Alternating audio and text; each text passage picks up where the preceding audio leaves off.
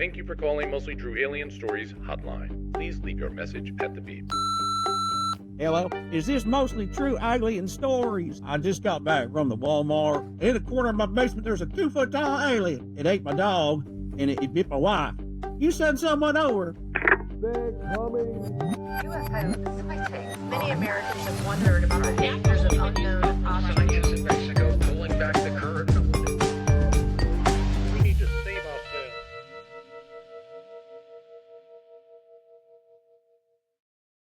We now have a Mostly True Alien Story TikTok. You know that. Yeah. Yeah. We started a few weeks ago, and I think we had 15 followers, and now after 2 weeks, we're a little over 300, on our way to 400 followers, which isn't bad. That's not bad. And on it, listeners, if you're not familiar with it, we post clips from, our podcast, the little pieces of it to tease the upcoming episodes or talk about past things, and then we'll add other videos in it, educational kind of fun entertainment videos about the Anunnaki or different types of aliens, spaceships, things like that. And we're starting to get comments now. People are commenting on our videos. There was an interesting comment on one of the videos that we put out. It was about the top 3 government agencies that are probably watching over the aliens right now. There was a comment specifically that said, agencies that are watching over aliens, who's watching over your hairline? That's just mean. My hair was really tall then. It was a little messy. You should have responded with your mom. That would have been a great comeback. Yeah. You just watch my hairline?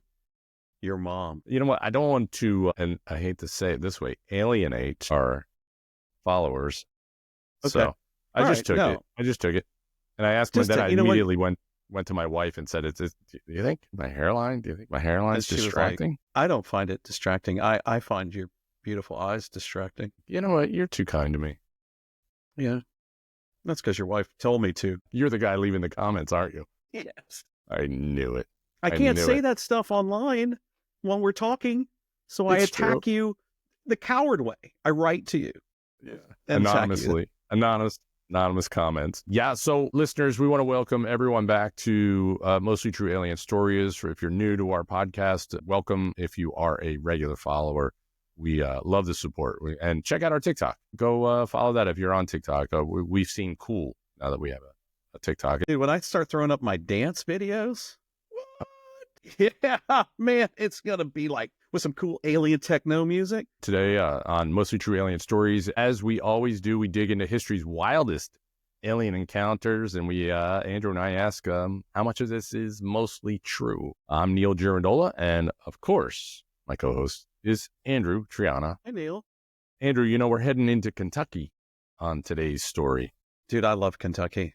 Bourbon, horses, aliens. I once saw an alien. I never shared this with you. While I was riding a horse after I had completely drank 4 bottles of Jack Daniel's bourbon, I saw an alien. It was the Jack Daniel's alien? No, it was actually the horse actually turned out to be an alien, and it spoke to me. Really and it great. rode me across this huge, beautiful, lush field, and it talked to me. It gave me messages about our planet. I think you have a drinking problem. All right, today we're headed to Kentucky in 1955. It's one of the most infamous alien shootouts of all time. It's the Kelly-Hopkinsville encounter. Yeah, it's a family barricaded inside their farmhouse. There was little goblin-like creatures stalking the property. There was bullets flying, and somehow the aliens don't go down. It's like a horror story, part sci-fi thriller, and it's still one of the most bizarre alien cases ever reported. But as we always do in every episode, I'm going to lay out that story exactly as it was documented. True reporting, no embellishments. Well, a little bit. Knowing I won't exaggerate. There'll be few embellishments in terms of story. And then you and I are going to break it down, analyze the details, and we'll figure out whether this is a mostly true alien story or just something mostly else. And of course, we're going to want our listeners to weigh in. So you guys can let us know what you think. So were these Kentucky farmers really under siege from extraterrestrials, or did they were. moonshine and mass hysteria play a bigger role? We'll get into that. But before we get to the alien gunfight of the century, let's check in with Andrew for the latest in alien news and entertainment. Andrew, what's been lighting up the sky and the internet this past week? I got to tell you, Neil, it's been pretty exciting. The CIA. You know what? We don't talk about the CIA much on here. The CIA has declassified UFO documents. This just happened 3 days ago. The CIA declassified UFO document refers to the release of previously classified government files related to unidentified flying objects or UFOs.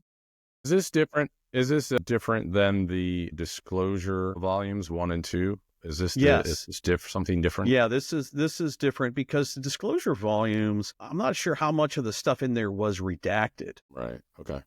Okay, but these documents, they were often obtained through the Freedom of Information Act, the FOIA requests. It contains reports, investigations, and analysis conducted by the Central Intelligence Agency or the CIA on UFO sightings and unexplained aerial phenomena. The declassified materials include witness testimonies, intelligence briefings, and scientific assessments, shedding light on how the U.S. government has monitored and studied these mysterious occurrences over the years. While some reports provide rational explanation, others remain unexplained, fueling public interest and speculation about extraterrestrial life and advanced aerial technology. There's a gentleman by the name of John Greenwald Jr. He has a channel on YouTube called The Black Vault. And this guy has spent the last 20 years trying to get information from the CIA. Finally, these documents now have been released. And this guy took them. It's crazy. He took them and scanned them page by page by page. There is one document. Now, the problem with this is it's dated from April of 1976. And according to this document, the CIA hand-delivered some sort of object to a research group. Now, most of the report has been redacted, but if you go on YouTube to the Black Vault, you'll get to hear what John Greenwald Jr. has to say about everything, and he has the document there, and he'll break it down. But what I thought was hilarious about this and these redacted documents, this is what kills me, is that you see the page, right? And the whole thing just looks like someone took a black line. marker, Yeah. right? Okay, so it's like Neil Girandola, blackout, blackout, blackout, blackout, 1984, blackout, blackout, Arizona, blackout, blackout. I'm like, how can you decipher any of this? So I think this guy's like, putting the paper up to a light or something, or maybe some sort of light behind it. Does he reveal some things that he thinks that they're talking about? Yeah, he talks about it. Black Vault's been getting a lot of hits lately. Is he using, you think he's more like trying to narrow down what these reports are related to? So he's taking what he can find from these redacted documents and then going back into those dates and going, okay, this was a report. Yeah, that's that what he's doing. He's trying to put together pieces of a puzzle that has been silent or never put together ever. So that's what he's trying to do. He's a pretty interesting dude, but you should check it out. If you haven't checked it out, you should check out his channel. It's actually pretty good. Yeah. Well, and what else you got? This one, I'm not happy about this article, but I'm going to share it with everybody anyway. It's not a happy-go-lucky. It's not a happy-go-lucky, feel-good film of the summer. I laughed, I cried, I'd see it again and again. It's better than Cats. This is talking about Area 51 veterans are getting cancer as the DOD, the Department of Defense, denies that they were even there. This happens at Area 51. David Crete, who is a Air Force veteran, he has put together now more than 400 people in total, men and women. He says that served on a secretive range in the Nevada desert that encompasses Area 51. Crete says here that he and his fellow veterans were handpicked and tasked with top secret work. They couldn't even tell their wives what they did every day. We couldn't even tell them the weather, said Crete. Now, Crete says he is discovering that this group has more in common than the years they served together decades ago. Many are developing serious health issues, multiple tumors, and too many cases of deadly cancer. The DoD records sent to Veterans Affairs list the same two words between asterisk that are black and white that says data masked. So it's like these people didn't even exist. They're not even saying that they even worked in that area. It's almost an indication that they were working together somewhere if they're all starting to have the symptoms show up. I'm not saying it's alien related, but I'm saying that it's government related if they were all in the government and all working together at somewhere. And let's just say it was Area 51. Why doesn't the government just say, yeah, well, they all work there. It wasn't secret stuff, but we're going to look into it. Why do they have to deny it? What else are they hiding by saying that? So what's interesting is that in 2000, Bill Clinton signed a document saying that environmental scientists that worked in that area are now allowed to get health care. Well, yeah, they're going to have to do something, right? But these guys, these Air Force veterans, are not, because it's like they weren't there. They're not even in that. They're not even lumped into that. They're not even lumped into that. No. There was a Nevada test and training range, the area encompassing the infamous Area 51. This remote site, known for its nuclear testing since the 1950s, both underground and atmospheric, hosted highly classified military operations. These guys still can't talk about their work on the range, but the one declassified mission they are now can disclose involves guarding the F-117 Nighthawk, which was America's first stealth bomber. They may have been working on some really classified military equipment that, has had leaked or has some sort of radiation. And yeah, and I mean, if they were doing nuclear testing there and all of that, I mean, even if they have alien ships, we don't know. We know that the research that we've done on some of these alien stories, that there's radiation involved. People have gotten radiation burns from being around the aliens. So who knows? But I think it's just really sad that we're not going to pay for these guys, who are Air Force veterans. I mean, they're actual veterans. Well, you know what I would do at this point if I was a veteran and I was and I knew that my whole group that I was working with are now showing symptoms of cancer? I'd speak out. I'd start talking. I would just start. We did. Yeah, here's what we did there. Yeah, exactly. I feel the same way. I just think it's really kind of sad that these guys, but they're serious. These guys are serious about holding their secrets and keeping their secrets of what they did there. Maybe they're afraid that if they do, it'll cause a panic, or I don't know. But I think it's, just give them the health care they need, help them out, give them the comfort they need, and just do it. You don't have to tell us what they were doing. Just help them. That's what I mean. But I guess them not helping them is them saying that they weren't there, so they don't need to. Right. So, all right.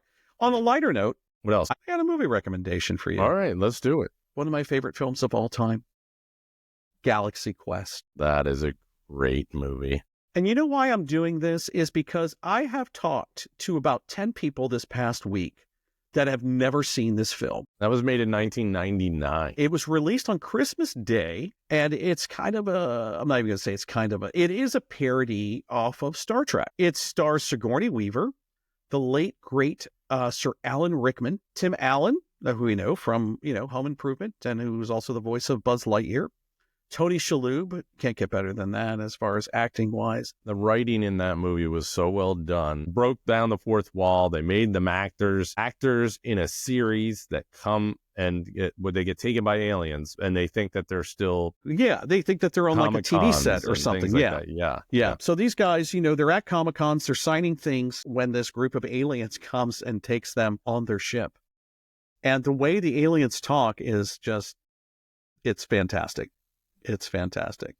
And the famous line from Galaxy Quest, never give up, never surrender. Seriously, it's one of my favorite films. I've probably seen it, I'm going to say I've seen that film 30 times. All right, what celebrity do you have? Dave Grohl. All right, okay, like from the Foo Fighters. Well, originally from Nirvana and now the Foo Fighters, right? Well, Dave yes. Grohl, the Roswell Records superstar. Get it? Roswell. Mm-hmm. You got it? You're with me? It. Dave Grohl named the immensely popular group the Foo Fighters after what pilots dubbed the strange balls of light that followed Allied craft during bombing raids in Germany in World War II. I didn't know that. This was all new to me. The Foo Fighters Roswell Records label was named in honor of a UFO crash in New Mexico that made headlines around the world and touched off the flying saucer debate that is still going on to this day today. He goes, I used to have freaky dreams about UFOs. That's what Dave Grohl said. When I was a kid, I really wanted to see one, so I would just sit in my front yard and go, take me, I'm here. Can you hear me? In the 5th and 6th grade, I found out about Project Blue Book, the U.S. Air Force's official probe of flying saucers, right? So I really got into investigating UFOs. Grohl would go around to his friends' homes to see dead grass and tell them, see, that's definitely an indication that the aliens were here. How old was he when he was doing that? He was in 5th and 6th grade. I think he was abducted. That's what I think. He said, I've seen some weird stuff on a Foo Fighters tour when we were driving through. Guess what state they were driving through? It's not California. It's Arizona. Right. Yep. We saw what looked like little weird explosions going on in circular movements in the sky. Even as a child, I couldn't understand why anyone would want to be so close-minded.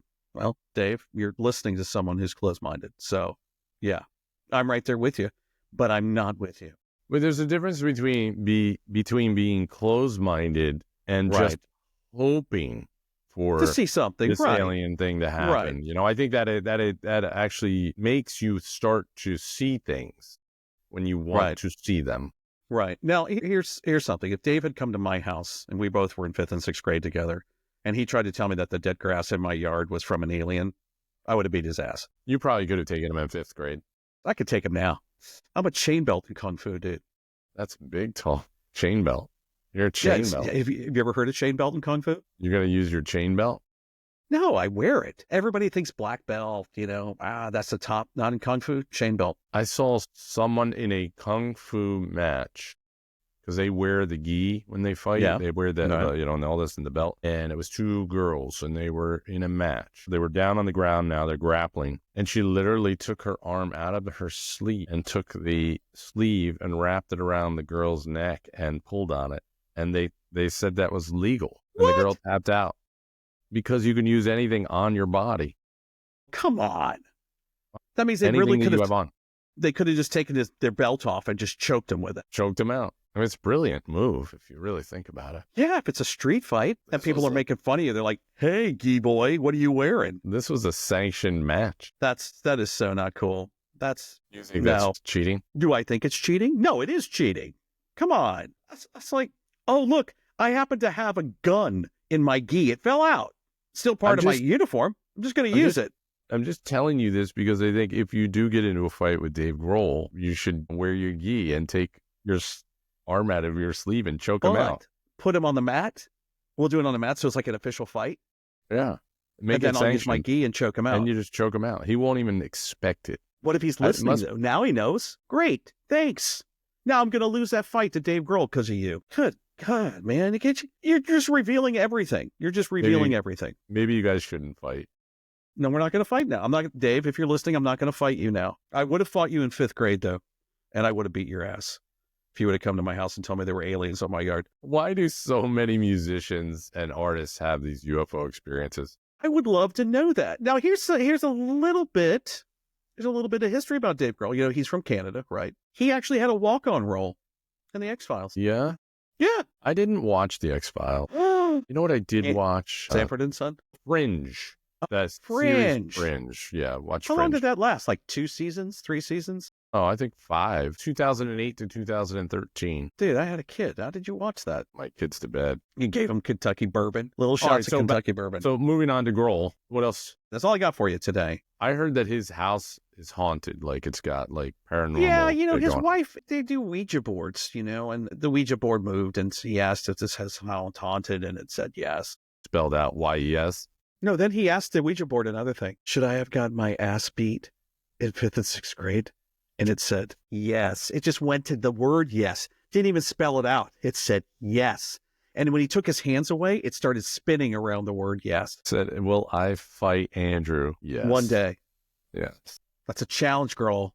I'm looking for you in the octagon. Let me get Joe Rogan on this thing. Joe Rogan will arrange the fight. My God, he would commentate it. Be awesome. What's he doing? What is Triana's got his gi. He's choking it with a gi. What? Let me check the rule book. He's like flipping through it. You can use anything. All right, we've covered the latest cosmic happenings. Thank you, Andrew. This was all really good. Now it's time to dive into today's. I'm so excited for this story. You should be for this feature story. Let me just remind our listeners how this works. I'm going to tell the full accounting of a reported alien phenomenon exactly as it was documented. And then Andrew and I will break it down piece by piece and decide if we think this one is a mostly true alien story or just another case of high strangeness that meets human imagination. Of course, we want to hear from all of our listeners. Drop your verdict into the comments. All right, let's get into today's story. It was August 21st, 1955, and it was in Christian County, Kentucky. Okay. It was the Sutton family farmhouse. It sat on this isolated piece of land in Kelly, Kentucky. That's a small rural community just outside of Hopkinsville. The house was very humble. You know, it was a typical farmhouse, wooden, worn down by time. Yeah, surrounded by all of these open fields and dense tree lines. And it was the kind of place where, you know, the folks they'd live off the land. So they trusted their neighbors and they weren't very easily spooked at all. And so that night, 11 people, talking about 11 people, were inside the farmhouse. It was a mix of family members and friends. Okay. And it was the Suttons. The Suttons, they were hosting a visit from a family friend by the name of Billy Ray Taylor, who had traveled from Pennsylvania with his wife, June Taylor. Oh. Okay. Those guys are there visiting, so 11 other people. And it was, you know what, before I get into the story, let me tell you everybody's name because I love all the names.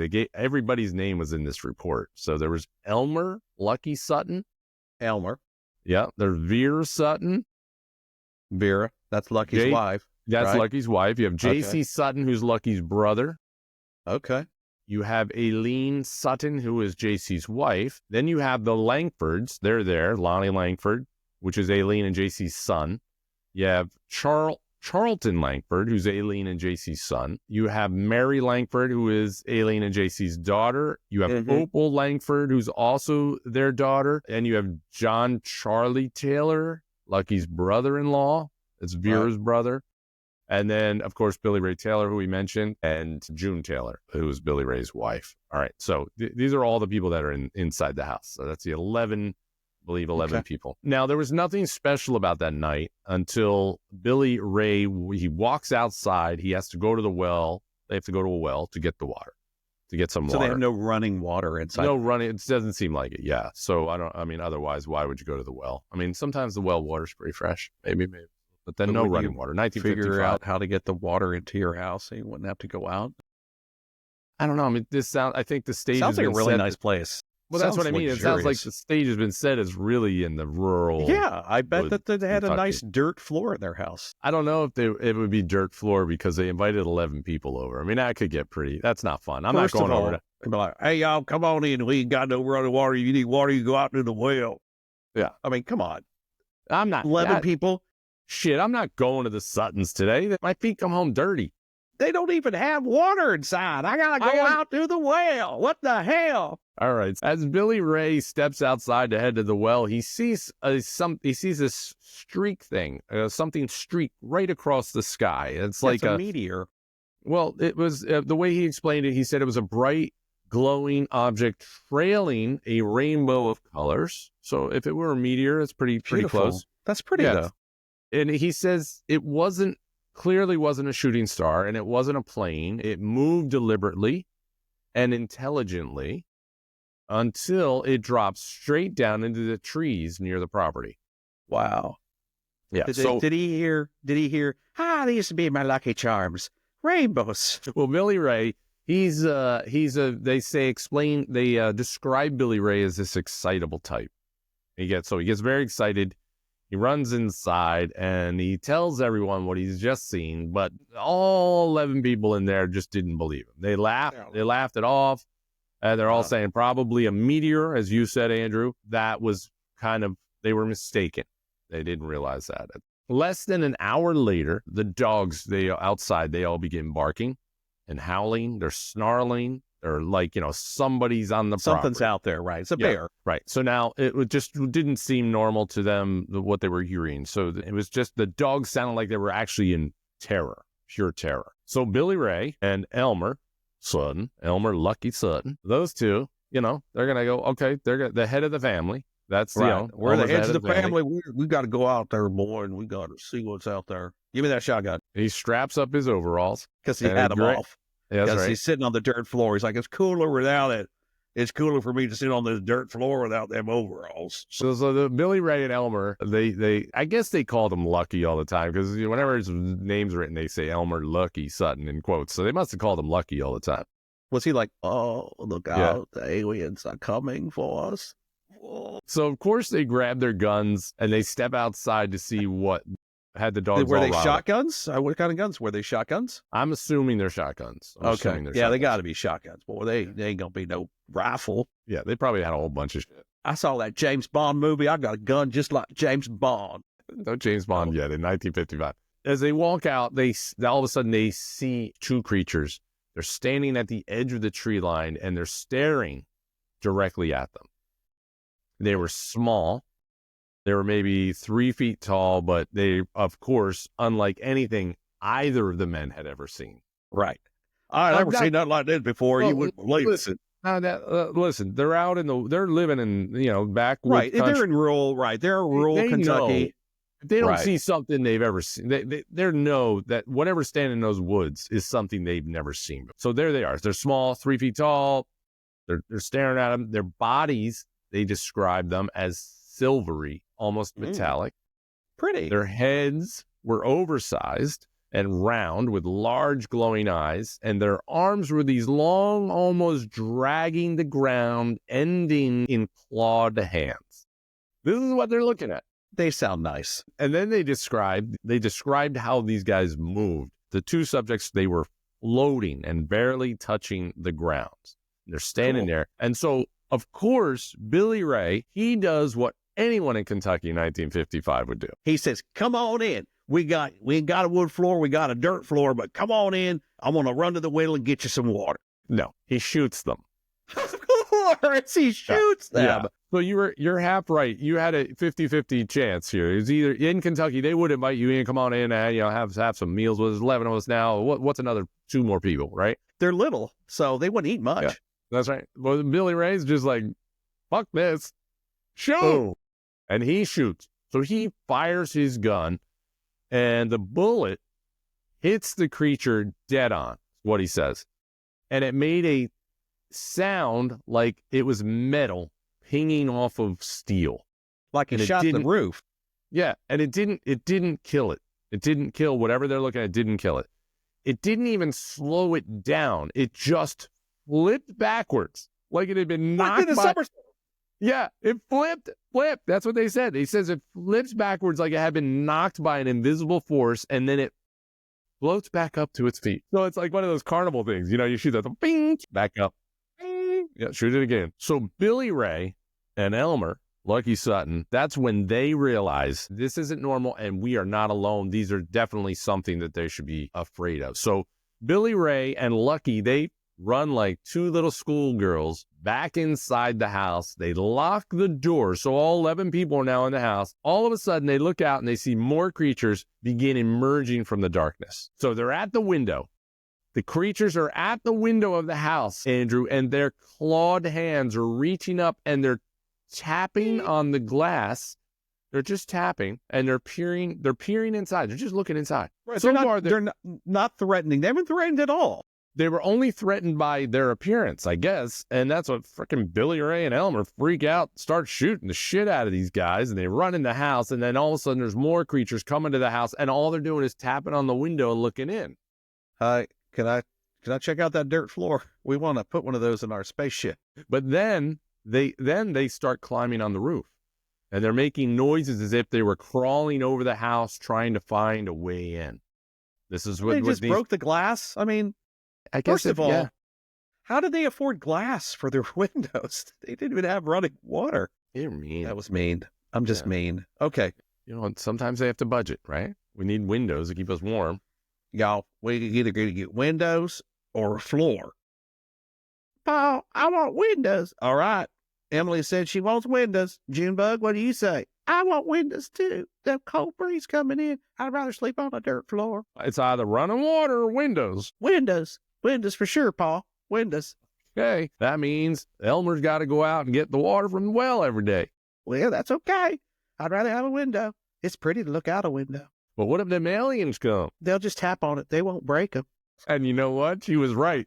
Yeah. See that? It's like she had a premonition. All right, so they're crawling on the roof. They're tapping on the windows. There's more of them, and the children of course, they're screaming. There's children in the house. They're all screaming. You got Charlton and Lonnie and Mary and Opal. They're all, losing their shit, screaming and crying. And you know what the men did? Shot them. They kept firing. Yeah, they course, kept firing dude. at them. Every time they hit one, it would flip back and recover, just like the first time.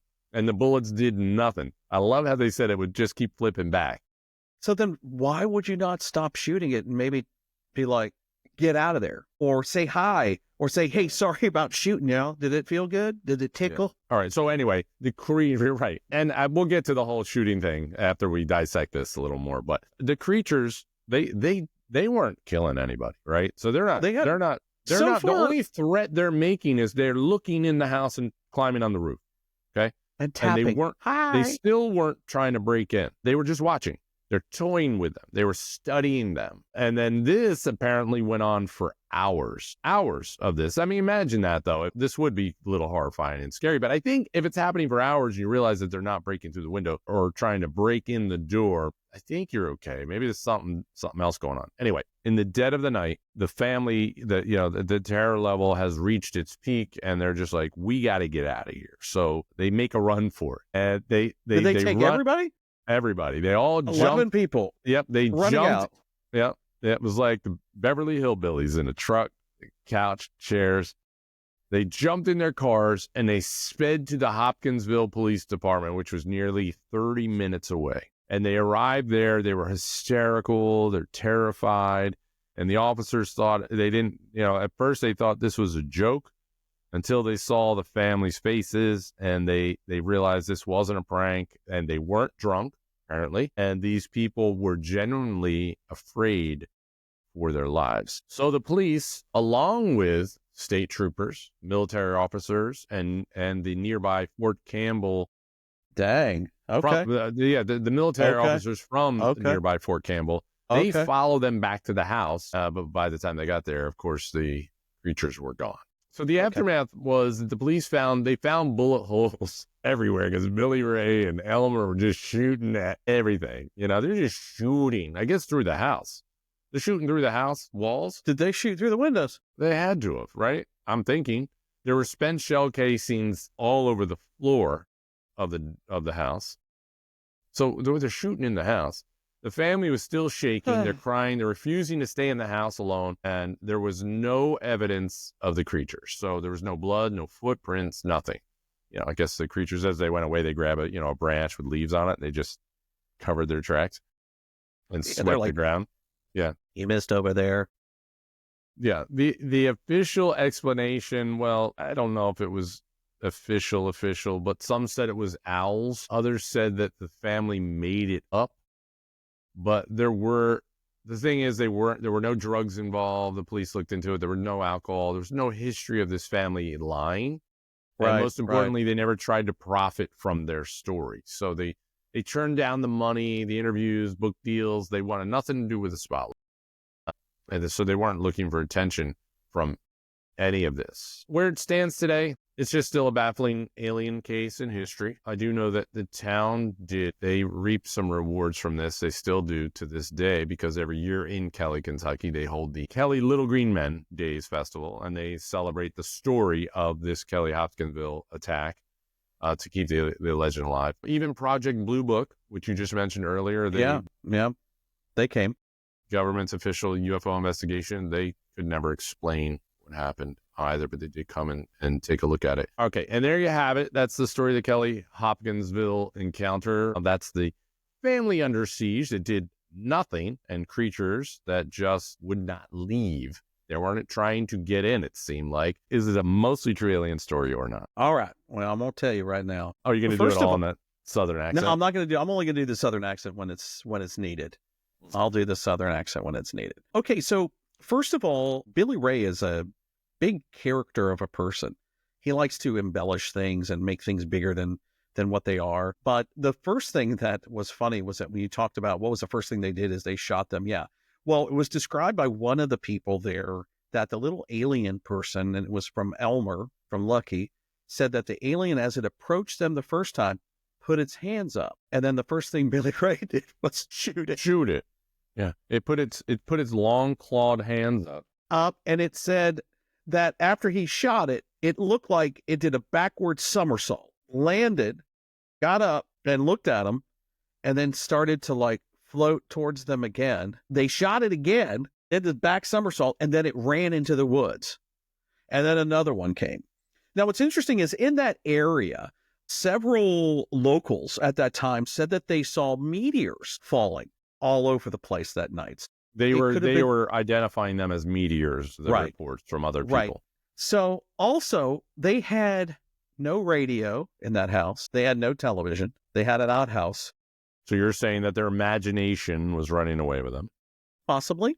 I'm not quite there yet. Here's something. They returned to the house after going to talk to the police, right? And at 2:30 in the morning, the aliens came back and they had a firefight again with them from 2:30 in the morning to 5 a.m. The next day is when Project Blue Book came out, and Project Blue Book said there is no evidence that anything happened, right? So then this other woman, Isabel Davis from the Civilian Saucer Intelligence Society, ended up coming out there to talk. And she found no evidence of anything. So when you were talking about the great horned owls, that came from a gentleman by the name of Joe Nickel. And he is from the Committee for Skeptical Inquiry. And he said that great horned owls will defend their territory. And a great horned owl is about 2 feet tall. I mean, they're huge with yellow glowing eyes, just like our little friends, the little green men. But there was no evidence of any kind. Yeah, but the problem with, well, just real quick, just a food for thought. Did they find any dead owls around there? No, Because they never said if they found dead owls or not. I would just think that would be mentioned, that there were dead owls everywhere, or owl shit on the house, or, you know. Well, it was apparently some sort of like owl mating season or something there. All right. Now, and then Vera Sutton turns them on to go knock on the windows of the houses. Yeah. Yeah. to fly towards the light. Yeah. But if they didn't have TV or radio, did they even have electricity? I mean, don't know. Here you're having a party at your house. You don't even have running water. Everybody's got to go outside to take a piss or take a dump in the I outhouse. think that's very common for 1955 in rural Kentucky, in the backwoods of Kentucky. You may have electricity, but you don't have a bathroom, running water. Okay. You don't have that stuff. When they came back the next day and they looked, they found no footprints. They found nothing. Right? They saw shell casings, empty shell casings, but Everywhere. they never found like any real gunshot holes or bullet holes in trees. So they were shooting, but you know, it must have just reflected off of these little guys, right? Now, this is what's wild too. You said they didn't look for any money or anything, right? But a few days after the encounter, Billy Ray put up a sign in their driveway demanding an admission fee plus for photos with Billy Ray for his alien encounter. Billy Ray was just visiting. Look, I just came down to see him. You know, these alien things, they're all over the place.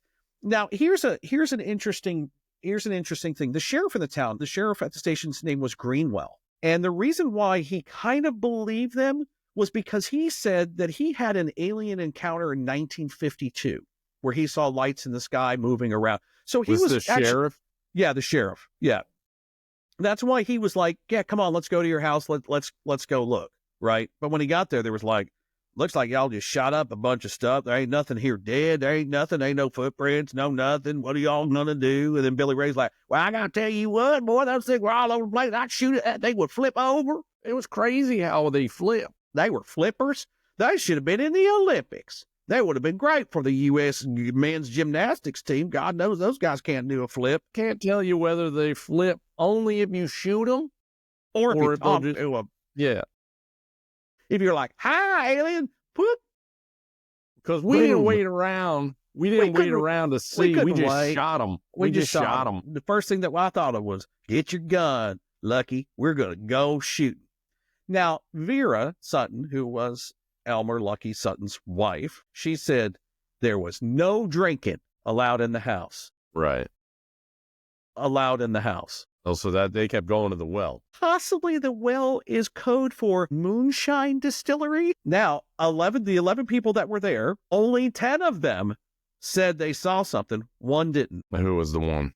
The one was the infant. We don't give that baby moonshine. It wasn't old enough. She's only 2 years old. They can't start drinking moonshine until they're 3. Well, they said that the several other family members reported seeing the beings either directly or as shadows, silhouettes through the windows. And so there was a lot of chaos and fear going on of the situation. So it's reasonable to assume that most of the adults in the house, if not all, right. And then the story changed from their Elmer's, Lucky's, and Billy Ray's of seeing 3 or 4 to later Billy Ray saying there was 12 all to 15. Over the house. Yeah, all over. They were crawling all over. They had climbed up over the door frame. I was trying to get back inside, and I shot it. And then I was like, y'all, we got to get the fuck out of here. Get in the truck. Everybody get in the truck. Hurry. Make a run for it.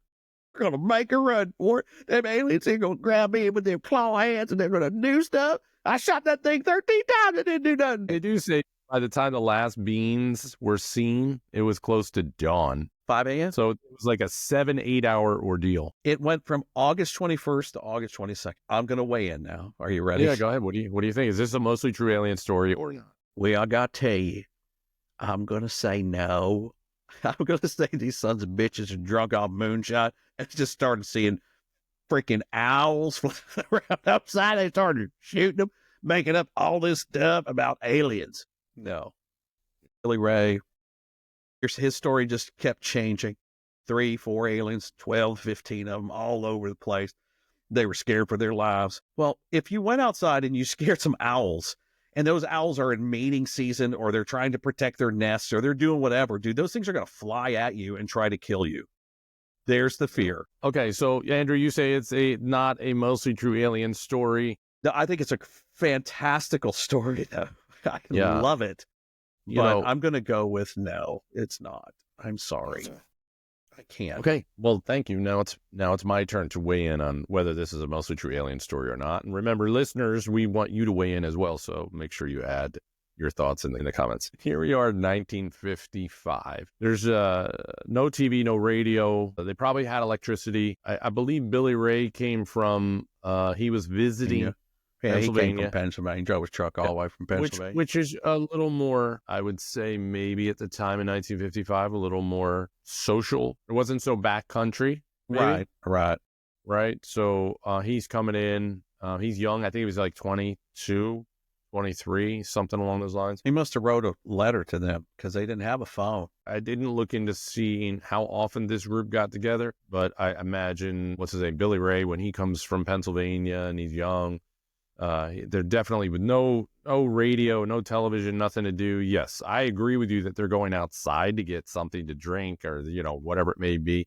What's hard to explain is, first of all, why would Billy Ray and Elmer make this up? Why would they come running in? I think they did see something. I think, though, that Billy Ray got Elmer going, got him wild, and they just latched onto this story that there was maybe an alien. Boom. Yeah, I don't think it was owls. And in fact, I don't think it was anything. I think they created a mass hysteria in the house. I think Billy Ray was so blotto and Elmer was blotto that they're in the house and they got guns and they just keep shooting, and the kids are getting more and more worked up. The girls are getting worked up. All of this stuff is going on in the house. The only thing that is questionable is that when they ran and took off to the police, and then the police said that no one seemed drunk, no one seemed like they were on anything. Didn't seem like anybody was, any of that was going on. That would mean that Billy Ray and Elmer really held their own. Right. It was over a 7-8 hour period. So maybe at the heart of all of this, there was a lot of, they were out of their minds. Right. And then it kind of winged off, but then they came home, and maybe when they said that they saw more aliens, we don't know who actually said they saw them. So maybe the kids were so scared that they're yelling that there's aliens, and then, there was a reaction. And or hysteria. So anyway, with this story, I think the imaginations ran wild in this one. And I think that with such a large gathering, that without entertainment in the house, their minds are even more coming up with more exaggerations. They all got scared. An event did happen. Someone started it. I think if there were owls out there, you'd see them dead. I think there'd be bird shit on the house from the owls crawling on top of it. There'd be feathers on the front porch. There'd be, right. you know, And maybe all there was, and they're just not talking about it. Maybe they built their shack in the middle of an owl commune. But you know what? They never had another report of those owls. And owls probably, I would imagine, if they're mating, they usually mate in the same areas. I may be wrong about that, but I think they always go back to the same mating spots where they're born.